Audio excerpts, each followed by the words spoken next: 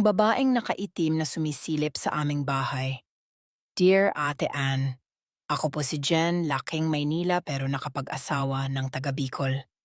Nais ko pong ibahagi ang aking karanasan na medyo creepy para sa akin. Nung nagbubuntis po ako sa pangalawa kong anak, gabi-gabi ko pong naririnig na parang may hinihingal na hayop sa ilalim ng bahay namin. Kasi po, may silong pa noon ang bahay namin.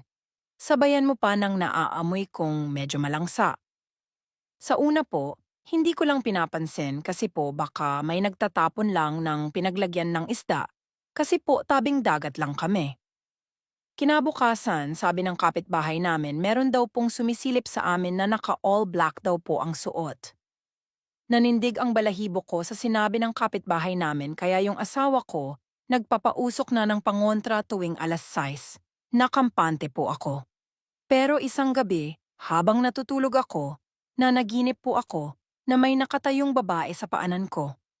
Nakatitig siya sa akin. Suot niya ay kulay puting damit at may belong puti rin, pero ang kulay ng katawan niya ay brown na brown. Titig na titig siya sa akin, yung titig na may galit. Pinipilit kong imulat ang aking mga mata dahil alam ko panaginip lang ito. At ayun, nagising ako na hinihingal at sobrang lakas ng kabog ng dibdib ko. Akala ko mamamatay na ako sa bangungot. Hindi siya nawala sa isip ko at pagkalipas ng 2 araw nakunan po ako, 4 months po. Sabi ng asawa ko, nung bumaba siya ng bahay para tawagin ang biyenan ko para dalhin ako sa ospital, may nakita daw po siyang nakatayong babae sa may bandang kubeta. Nung inilawan na daw po niya biglang nawala, tanging trapal lang po na humahawi ang nakita niya.